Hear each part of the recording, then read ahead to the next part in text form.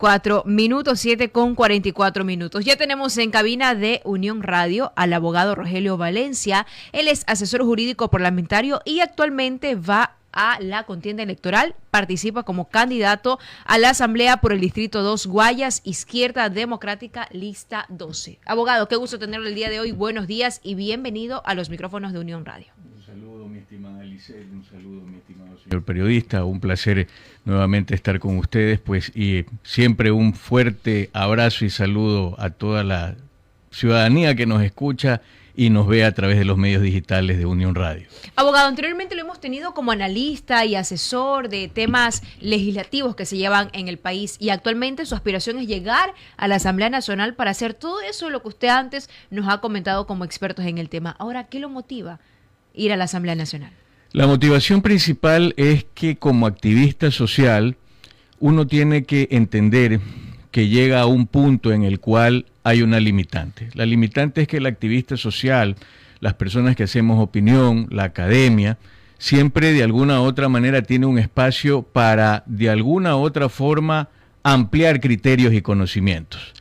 Pero eso llega a las manos o a los oídos o a los criterios de las autoridades y muchas veces por desconocimiento, por intereses o por desidia, simplemente no pasa nada.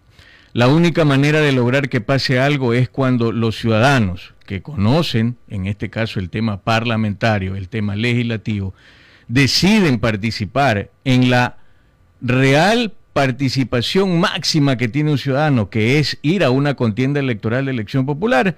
Estamos hablando de otros temas, porque la realidad sea dicha, en Ecuador, hasta el día de hoy, nuestro sistema electoral no permite, como en el caso, por ejemplo, que se conoce de la República de Chile, que una persona que no sea afiliada a un partido político, que no tenga el respaldo de un partido político, pueda ser candidato directamente. Entonces, si no participamos, no solamente vale quejarse, sino también proponer.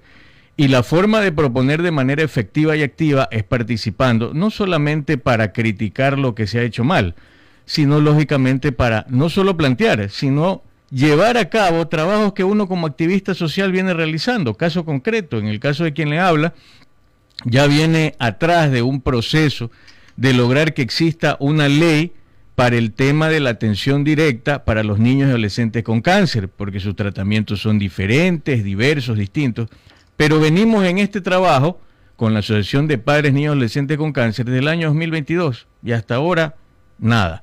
Entonces, ¿qué es lo que corresponde? Corresponde ir y presionar de manera directa con propuestas claras y concretas, como en el caso de quien les habla, Rogelio Valencia. 7:47, abogado. La coyuntura nacional da para hablar muchísimo, pero temas puntuales, ¿qué opinión le merece esto de lo que pasa en el gobierno nacional? Desde un inicio no hubo ese trabajo en conjunto como binomio presidencial entre el presidente Noboa y la vicepresidenta Verónica Abad, actualmente suspendida. Y tampoco esa relación con la Asamblea Nacional. Todos los ecuatorianos quisiéramos ver un trabajo en conjunto entre los poderes del Estado, pero no lo hay, abogado. ¿Se podría lograr eso en algún momento? La verdad es que hay que caminar hacia eso. Más que intentar lograrlo o no, hay que caminar hacia eso. Quienes conocemos el ámbito parlamentario sabemos que uno de los elementos del ámbito parlamentario es el cabildeo, el lobbying, que ha sido satanizado, es otra cosa.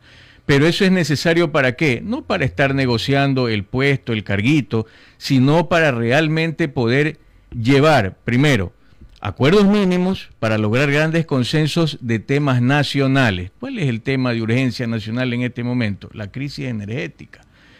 Y en ese sentido, lo que se ha visto, sí, probablemente la Asamblea Nacional le ha aprobado las reformas a la ley que correspondía en materia eléctrica para subir la posibilidad de acceder a través de lo privado a tener mayores generación de megavatios. Sí, pero eso no resuelve el problema de fondo. Tenemos otros más graves. Desde el 7 de noviembre existen dos proyectos de ley planteados como económicos urgentes, uno que tiene que ver con el alivio financiero y el otro que tiene que ver con el tema del lavado de activos. El de alivio financiero, interesante porque la sofocante situación frente a lo que ya los gremios indican de que hablamos de 4.000 millones de pérdidas en el sector productivo, estamos hablando de pérdidas de empleo constantes que probablemente a estas alturas llegan a 1.500 seres humanos que han perdido sus empleos y por supuesto eso no solamente que ralentiza o perjudica la economía, sino que nos afecta completamente a todos, porque sabemos que cercanos a fechas tradicionalmente festivas como es diciembre, lo que se va a sentir es el bajón del consumo de la población ecuatoriana frente a esa posibilidad. Entonces, mire usted, resulta que está bien el proyecto probablemente planteado por el gobierno nacional para que lo apruebe la Asamblea, pero llama la atención lo siguiente: la Junta de Política y Regulación Financiera, mediante resolución JPRF-F-2024-0120, ya emitió pues un tema que tenía que ver con las instituciones financieras para sostener alivio financiero desde el 30 de agosto del 2024. La pregunta del millón es, ¿las instituciones financieras están cumpliendo con esto? Entonces ahí usted me dirá qué tiene que ver eso con el proyecto de ley. Tiene mucho que ver, pues. Ahí es donde tienen que estar los asambleístas. No solamente para correr con lo que efectivamente es lo principal a tratar, pero esto hace rato que debieron haberle preguntado, pues mediante requerimientos del ejercicio de fiscalización, la verdadera fiscalización, no estar haciendo persecuciones y show en juicios políticos, sino esto. Señores, se está cumpliendo a través de las instituciones financieras con el tema del alivio financiero, que el alivio financiero no es otra cosa que reprogramar deudas, que lograr que esas deudas se puedan pagar en el tiempo y evitar presionar a una población que no solamente tiene una escuálida economía, sino que en este momento no puede ni siquiera generar ingresos porque no tiene energía para poder trabajar, energía eléctrica, por supuesto. Entonces, en ese sentido, vamos a algo muy claro y concreto. A la Asamblea Nacional no solamente se va a legislar y fiscalizar, cuidado, ese es un cliché que repiten a cada rato. Las dos únicas funciones, se dice. Eso no es verdad, porque si usted va al artículo 120 de la Constitución, tiene 12 o 13 funciones, para ser exactos, y en el artículo 9 de la Ley Orgánica de la Función Legislativa tiene 25. ¿De dónde sacan que son solamente legislar y fiscalizar? Una de esas funciones que es fundamental y que tienen que estar enterados, no solamente los candidatos, sino también los asambleístas actuales, que ya probablemente no van a alcanzar a eso, pero definitivamente deben saberlo, es que hay que aprobar el presupuesto general del Estado.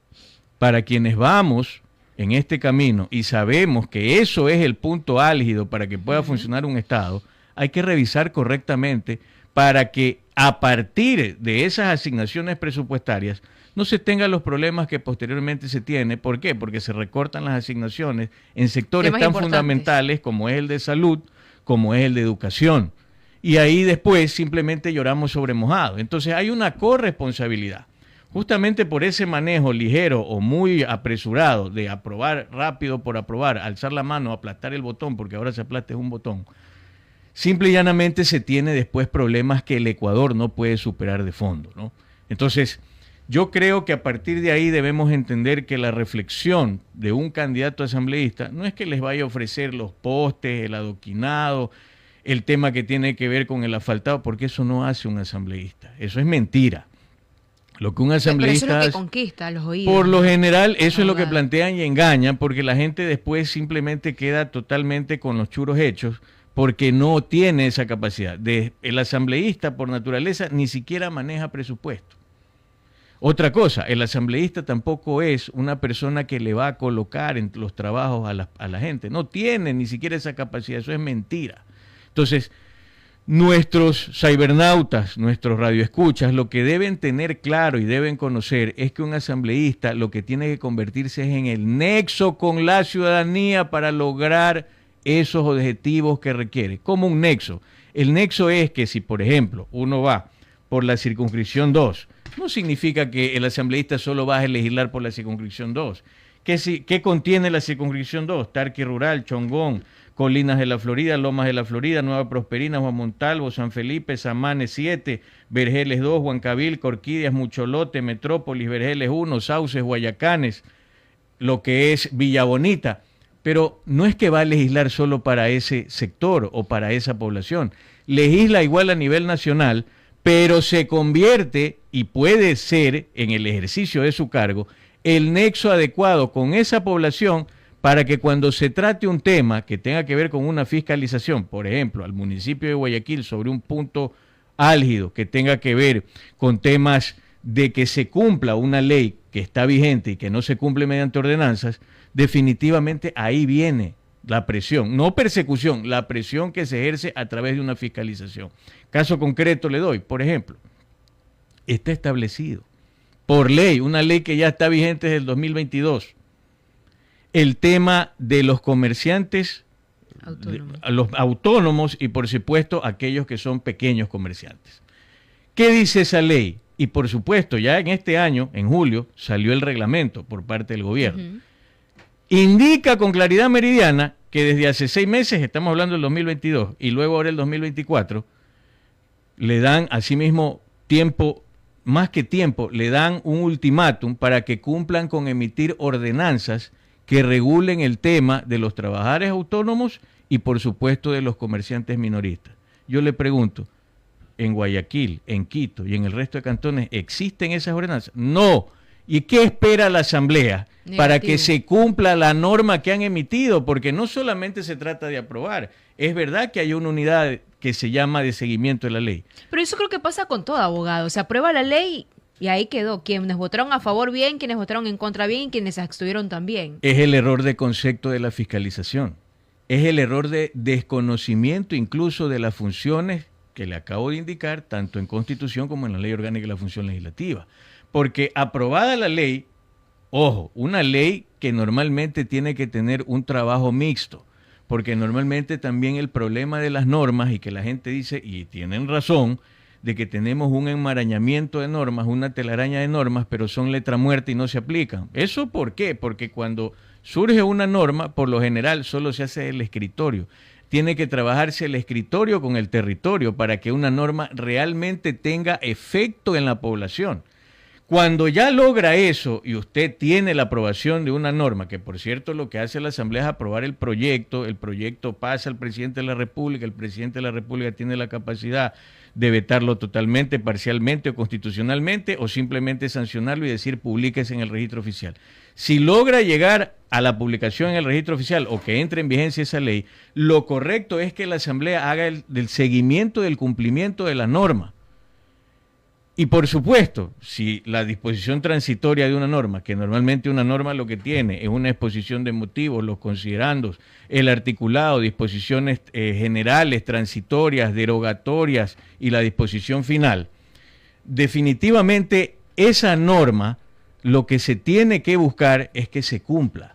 Por eso es que hay un divorcio y hay un distanciamiento de la población con la Asamblea y le fastidia ver esas reuniones de 4, 5, 6 horas. No se les cree nada, abogado. Porque resulta que la gente no percibe pues realmente lo que le debe dar la Asamblea. Y yo puedo compartir el criterio de que nos fastidia a quienes integran la Asamblea, pero vuelvo a repetir, como lo he dicho en otras ocasiones que he tenido la oportunidad en Unión Radio, que la Asamblea debe existir por una sencilla razón, es para controlar el poder, si no, incluso teniendo Asamblea... haciéndolo bien. Correcto. Abogado, porque incluso, a veces hay unos direccionamientos que... De acuerdo, pero incluso mire que teniendo Asamblea, nosotros tenemos visos de despotismo, de autoritarismo, imagínense sin Asamblea.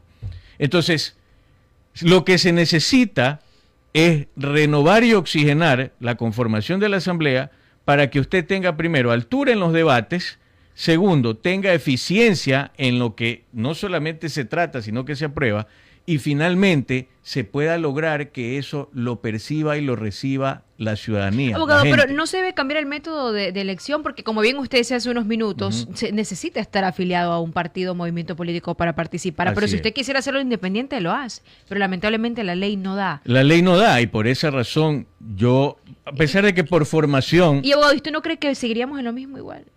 Mire, yo no creo... Es que si votamos por uno, arrastra al otro que ya ha estado en la Asamblea y es prácticamente lo mismo. Verá, el problema más bien es el método de elección, que pasamos del método Wester al método de Hong, que es la asignación de escaños, donde nos obliga a que marquemos prácticamente por un número, por una lista. Pero mucho tiene que ver es la estructura de los partidos políticos, movimientos políticos. Puede ser que no creamos en eso, pero es necesario. Ahora, yo por formación vengo en la izquierda democrática desde 1989. Tengo guardado mis certificados de formación desde esa época. Y lógicamente en esa formación definitivamente siempre uno aspira, lo que ya le indico, está bien el trabajo social, el activismo social, pero lo que se tiene es que ocupar los espacios de la autoridad pública. ¿Para qué? Para lograr hacer lo que el activismo social tiene como límite, que es entregar todo lo que se ha trabajado a la autoridad para que la autoridad tome la decisión. Sí, es verdad que uno puede hacer Contraloría Social y exigir que se cumpla. Y probablemente lo que usted dice es muy cierto. Deberíamos avanzar en el tiempo y llegar a que si hay una persona reconocida por el activismo social que quiera ser candidato, recoja firmas, y si tiene un coeficiente o tiene lo que se llama un porcentaje adecuado de acuerdo a la cantidad de personas que estén en el padrón, o lo que se conoce ahora como la estructura propiamente dicha de lo que es la lista de los que van a ser los electores a nivel del registro electoral, definitivamente pueda participar. Pero eso será un avance que, ¿de dónde cree que puede salir eso? De la misma asamblea, de nuevos integrantes que propongan eso porque lo han vivido en carne propia. De lo contrario, olvídese, va a seguir el mismo tongo y eso no nos beneficia en nada. Ahora, ¿yo qué es lo que quiero manifestar? Si bien es cierto, el tema puede ser un problema porque se esconden y se filtran candidatos en muchos partidos o movimientos. Lo cierto es que hay que optar por esa oxigenación desde los partidos y movimientos. Caso concreto, le puedo hablar de la Izquierda Democrática, donde estoy participando ahora como candidato, la lista 12, que en el caso de lo que es la circunscripción 2 concretamente, nosotros los candidatos que estamos ahí, porque yo soy segundo principal, la primera candidata es Ivonne Montserrat, todos líderes sociales y personas representantes de los sectores del Distrito 2. ¿Eso qué significa? Que se ha tomado en consideración por primera vez a activistas sociales, a líderes barriales y a personas que por lo general solamente están para que carguen las banderas, se suban a los postes en las escaleras y pinten las paredes. Y eso no está bien. Porque resulta que hay líderes sociales que tienen conocimiento del procedimiento parlamentario. ¿Por qué? Porque no necesita usted ser abogado para ir a la Asamblea Nacional. Es un plus ser abogado para ir a la Asamblea Nacional porque tiene ya un conocimiento de la parte legislativa. Lo primero que necesita una persona para ir a la Asamblea Nacional es conocer el procedimiento parlamentario. ¿Y dónde conoce usted el procedimiento parlamentario? Porque una cosa es procedimiento parlamentario, otra cosa es derecho parlamentario. El procedimiento parlamentario se ejerce y se conoce en los barrios. Cuando yo soy parte del club barrial, de la sede social, de lo que tiene que ver con la asociación de propietarios, lo que tiene que ver, por ejemplo, con el tema de las asociaciones comerciales, economía popular y solidaria, etcétera. Ahí se ejerce el procedimiento parlamentario. Pero resulta que muchas veces hay candidatos que llegan a la asamblea, usted nunca los ha escuchado, los ha visto, porque no alzan la mano ni para ir al baño. Entonces, definitivamente... Ni los conocemos, por último. Y por último termina el periodo y usted solamente cuando ve la lista dice, ve, aquí ha estado Juanito, yo no sabía que era asambleísta. ¿Pero por qué es eso? Porque no saben, hay mucha gente que tiene hasta miedo a hablar en el pleno. Entonces, ¿cómo pueden representarnos ellos a nosotros? No, ¿qué es lo que tenemos que hacer? Nos toca participar, no hay otra fórmula. Si nos vamos a vivir quejando, definitivamente no vamos a tener solución. Hay que hacer cosas diferentes para lograr resultados distintos. Así es, 8:02 a.m. Le queremos agradecer al abogado Rogelio Valencia, asesor jurídico parlamentario y actualmente candidato a la Asamblea por el Distrito 2, Guayas, Izquierda Democrática. Gracias, abogado. Muchas gracias a ustedes, muy amables por el tiempo y el espacio. Siempre gustosos de atenderlo aquí, adelante con su candidatura. 8:02 tenemos contacto desde Exteriores con Erika Franco a través de Unión Radio 580 AM.